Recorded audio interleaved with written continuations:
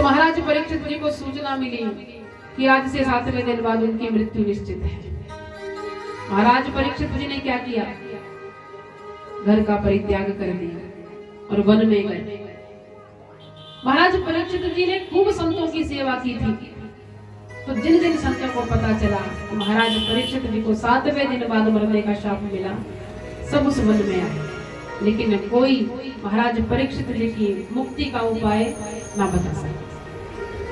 तभी वहां पर परम आदरणीय संत श्री सुखदेव जी महाराज पधारे। जैसे ही महाराज सुखदेव जी वहां पहुंचे, वो समस्त संत अपने अपने स्थान पर खड़े हो गए।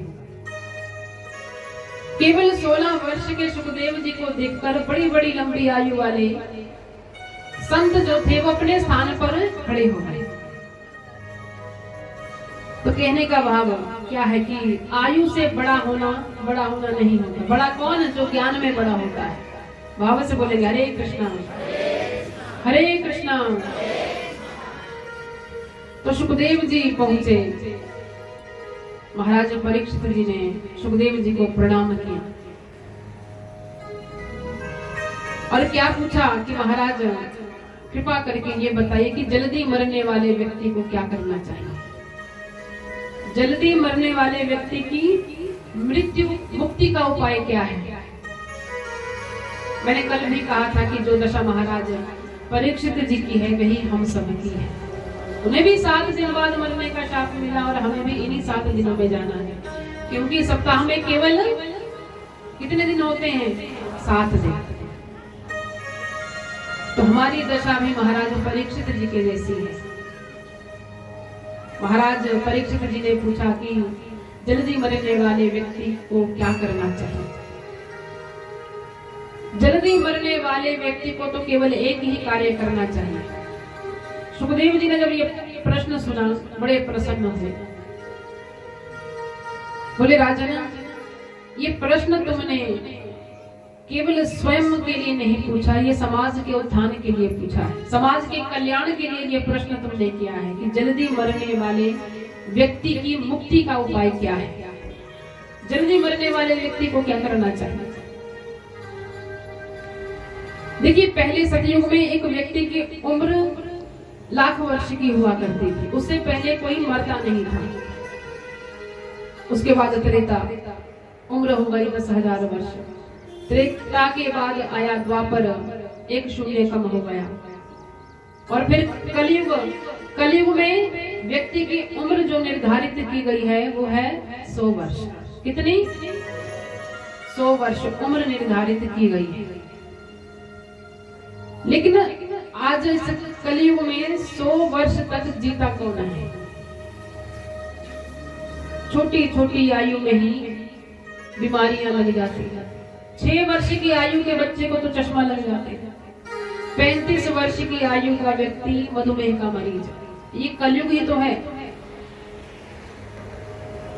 100 में से 50 वर्ष हमारे निकल गए सोने में, निद्रा में। 12 घंटे का दिन और 12 घंटे की रात्रि। दिन में कुल 24 घंटे होते हैं। तो 100 में से 50 निकल गए। 100 में से 50 वर्ष निकल गए हमारे सोने में। बचे कितने? कितने बचे? 50। 50 में से 25 वर्ष निकल गए स्त्री संग में। कितने बचे? 25। और जो 25 वर्ष बचे वो निकल गए संसारिक कार्यों में। जिस कार्य के लिए आया जीव उसे ही करना भूल गया और फिर से पुनरपि जन्मम पुनरपि मरणम पुनरपि जननी जठरेशाय। फिर से वो आवागमन का कुचक्र शुरू। भाव से बोलिए हरे कृष्णा हरे कृष्णा। तो सुखदेव जी बोले राजन, ये प्रश्न तुमने केवल स्वयं के लिए नहीं किया, ये प्रश्न पूरे समाज के कल्याण के लिए किया है कि जल्दी मरने वाले व्यक्ति को क्या करना चाहिए। जल्दी मरने वाले व्यक्ति की मुक्ति का उपाय क्या है। तो जल्दी मरने वाले व्यक्ति को तो केवल एक ही कार्य करना चाहिए। वो कौन सा?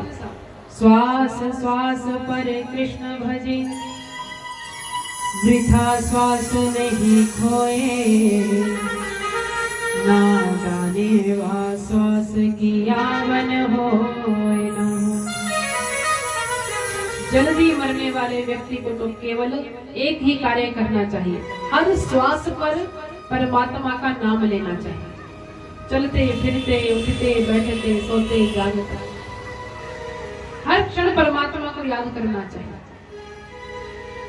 यही मुक्ति का उपाय है। भाव से बोलिए हरे कृष्णा हरे कृष्णा।